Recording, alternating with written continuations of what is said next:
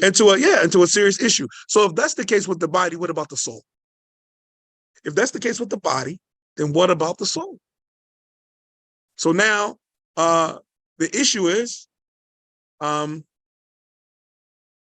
no, we only allow in Islam people who are qualified to teach. So that's first and foremost. Seems that we have so many people teaching and qualified to teach. But the Prophet said that was going to happen. The Prophet said that was going to happen. He said that the hadith, the khutbah Masjid Umar the other day, Yawm Jumu'ah, hadith of Abi Hurairah. Prophet when the man asked, when is the hour? He said, when trustworthiness is lost. إذا ضيعت الأمانة فانتظر الساعة. إذا كيف إضاعتها. He said, how would trustworthiness be lost? He said, إذا وصلت الأمور إلى غير أهلها فانتظر الساعة. If the affairs are placed in the hands of people who are not qualified, then wait for the hour. This is the reality. So if that's the case, yeah, if they're calling this if they're up there speaking in the religion of Allah. إن سورة الإسراء لا تقف ما ليس لك به علم إن السمع والبصر والفؤاد كل أولئك كان عنه مسؤولا. And do not speak or delve into that which you have no knowledge. Indeed, the hearing, the seeing, the hearing, all of that will be questioned about Yawm al-Qiyamah. But the first condition will be the Arabic language. Yeah. And then the second condition would be. Okay, so now let me qualify that. Let's say somebody is reading books in English with the explanation of the scholars in the translation, and it's the translation is correct. That person could relay that information. The problem is that the person believes that they can become a teacher with that information. No, you cannot become a teacher with that information, because in reality, the hadith we started off with, may Allah brighten the face of the one who hears my statement, sallallahu alaihi wasallam, and relays it like he heard it. Because maybe the person who carries the information is not a person of understanding, and maybe the one who carries the information carries the one who is more understanding than him. It doesn't mean, and we're going to be very careful, it doesn't mean that a person could not buy books that are translated, Bukhari, Muslim, Tafsir, and like that, and teach his family and sit with them and read together. In reality, they're learning together. Now, when a person wants to read through translation or even learn the Arabic language but hasn't studied at the feet of the scholars and hasn't studied the books of the ulama and hasn't got the legacy of information handed down from the scholars and wants to now become an imam, wants to now become having classes on Wednesdays and to Wednesdays and Fridays at the masjid, and that's not permissible. It's not permissible. The person is required to read and relay the information he read to his family, and then go to those who are more knowledgeable, saying, okay, I'm reading this book, this is my family, and keep that chain open. Okay, we read this, and this book, and that book, and like that. So in the translation of this book, the person always supposed to have contact with Ahl al-Ilm. And the contact with Ahl al-Ilm is going to increase every time your knowledge increases. And every time your knowledge decreases, then the person that you can reach out to is going to be just a little bit more knowledgeable than you. And the more knowledgeable you get, you're going to need somebody stronger. And the more knowledgeable you get, you're going to need somebody stronger, and so forth and so on. But you have to open up that bridge directly to the people who learned the knowledge. Till today, and brothers like Abu Rumaysa and other brothers, they know. Until today, alhamdulillah rabbil alameen, I have not cut off contact with my shiukh. I still read Sheikh Ahmed Jumu'ah. I'm still reading on him Tafsir al-Sa'di. Sheikh Bijad, I still make muraj of Quran with Sheikh Bijad. Sheikh Mahran. And you don't cut off your teachers. The Prophet ﷺ read on Jibril until he died.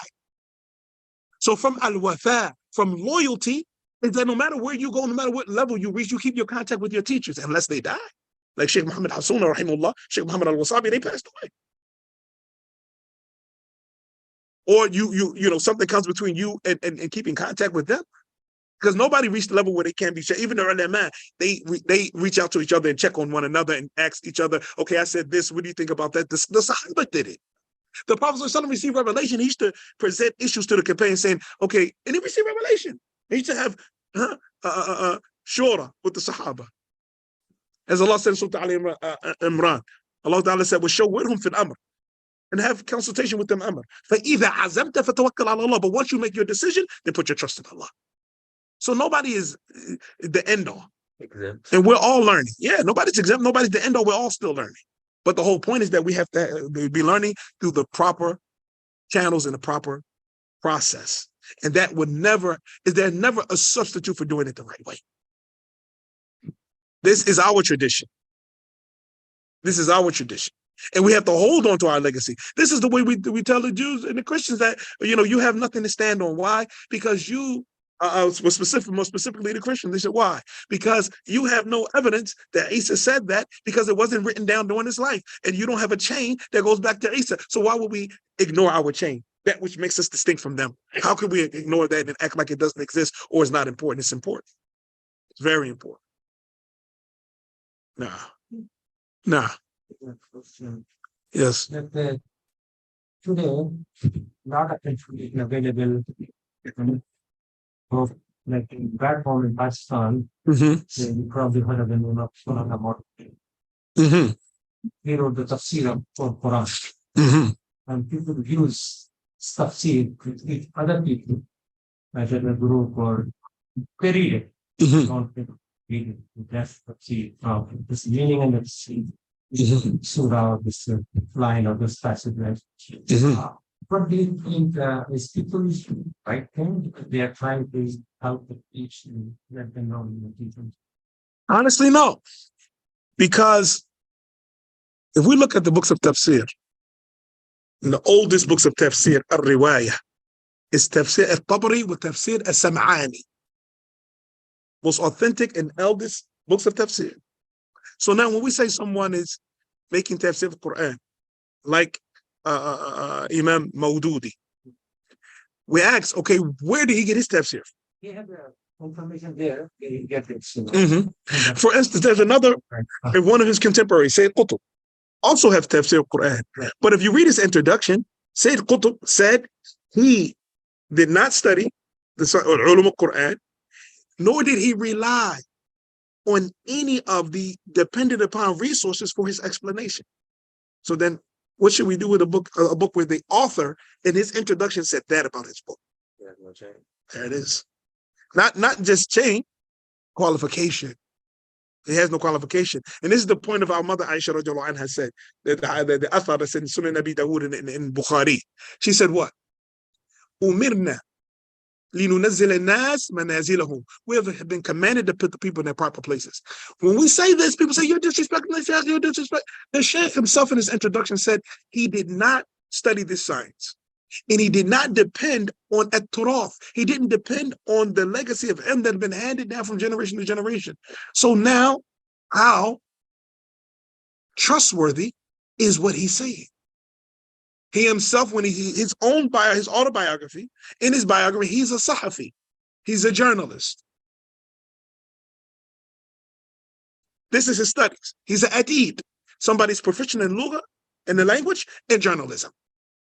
Not fiqh, not hadith, not the sciences of Quran, not. So now when someone says, for instance, let's say somebody has a Bentley or Bugatti, and then someone comes and says he's having, he just wants to know how the car works. As a matter of fact, the car's not even having problems. He just wants to know how the car works. So there comes up from the parking lot of AutoZone, a crackhead, says, you know how long I've been working on cars? He wants to work on somebody's Bugatti or Bentley. You gonna let him? I mean, he got the grease on him. He's a crackhead. Well, were you a mechanic before you got on drugs? No, but I got experience by working on people's cars. Working just, I mean, I'm mechanically inclined. He uses that. I'm mechanically inclined. So it's curse. Yeah. It's curse. Yeah. And you see people saying, nah, I mean, he worked on my car, he did a good job.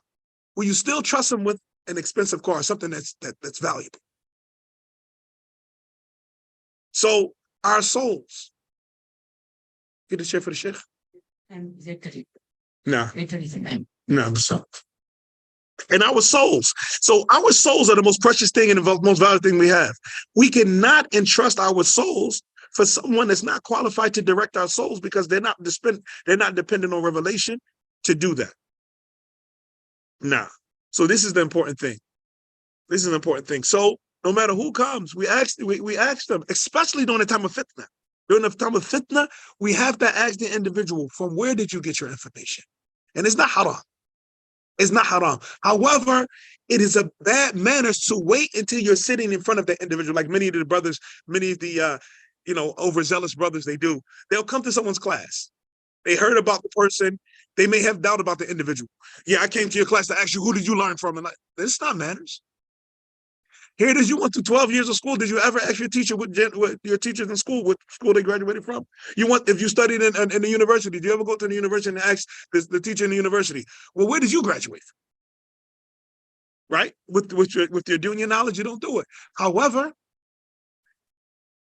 before the class or after the class, you can pull the teacher to the side and say, Assalamu alaikum. Yeah, I just want to know, mashallah, I wanted to come to your classes, but right now there's a lot of fitna going on. Could you let me know where you study? You can even ask, what is your madhab? What is your ask? Because right now we're in the time of fitna.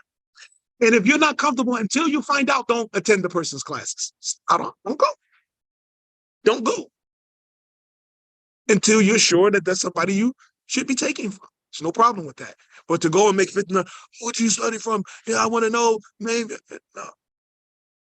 no. So that's basically it. And I'm sorry we took up much time of our class. We took up the time of our class with this information. But when I was last week, our brother Jihad, his daughter, may Allah preserve her, she asked him to ask me, and then here maybe I was asked maybe 2 or 3 times, and so because of that, I decided to make this information available to those who attend. Wa jazakum Allahu khairan. Nah. Nah. Nah. You had a question? Yeah. Nah. Oh, method.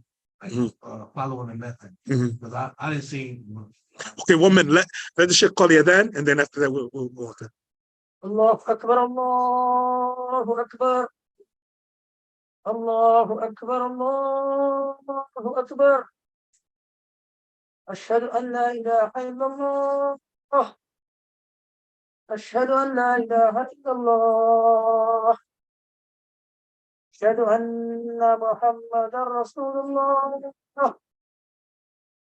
أشهد أن محمدا رسول الله. حي على الصلاة. حي على الصلاة. حي على الفلاح. حي على الفلاح. الله أكبر، الله أكبر. لا إله إلا الله. Nah.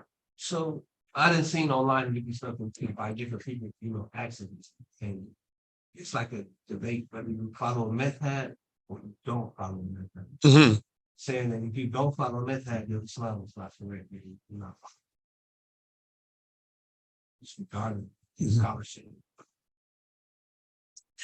Honestly, that position is extreme. But I'm going to be honest with you. It's impossible. It's virtually impossible not to follow a method. There are people that think they don't follow a method. Everybody follows a method. Why? Because the information has been transmitted from generation to generation.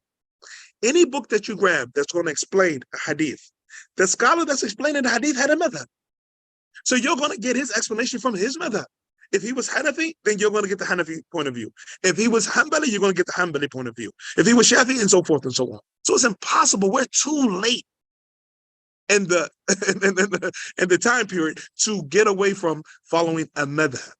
But the issue with following the madhab is that stubbornly clinging. If Imam Shafi didn't say it, then it's not the truth. If Imam Malik didn't say it, then it's not the truth. If Imam Ahmed didn't say it, it's not the truth. This is impermissible. Because all of those imams were imams of the Sunnah, and their goal was not to call to themselves. Their goal was to call the people back to the Quran and Sunnah. That is the correct way to follow the madhab. So everything that leads back to Quran and Sunnah, then this is the madhab of the imams. And not just the four imams, Az-Zuhri, Sufyan ibn Uyayna, Sufyan al-Thawri, and Hamad ibn Ansari, Hamad ibn Zayd. All of these imams have madhahib, right? So their madhahib are as solid as the evidence that supports it. So in order for a person to get direction, you have to understand that political atmosphere has a lot to do with the strength or the weakness of a madhab. So each time period, we have Muslim rulers. That Muslim ruler normally has a madhab. So whatever his madhab is, that's what's going to be supported. Those are the books that's going to be published during that time period and things like that. So if you're in that country, that region, and let's say the imam of that area, like in Morocco, the king is Maliki. The books that are taught are the books of Imam Malik, right? In Ethiopia, the leader there, the Muslims in power there are Shafi'i. So you're not really going to find many other books there, or when they're there, you're not going to find them being explained. So by default, that's the madhab you're going to be following, because that's the information that's going to be available. If you go to what do you call it? Maghrib. So you're going to follow that until what?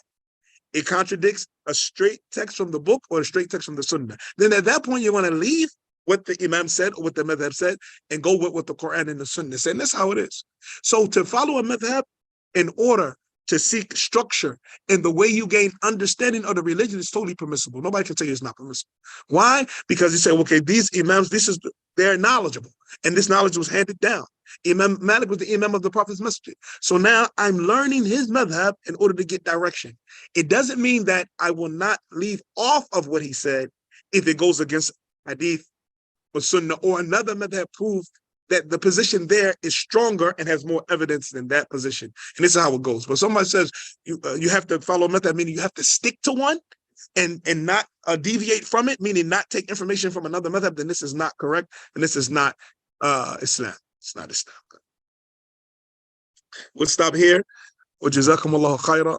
هذا وصلى الله وسلم وبارك على نبينا محمد وعلى آله وصحبه وسلم. والسلام عليكم ورحمة الله وبركاته.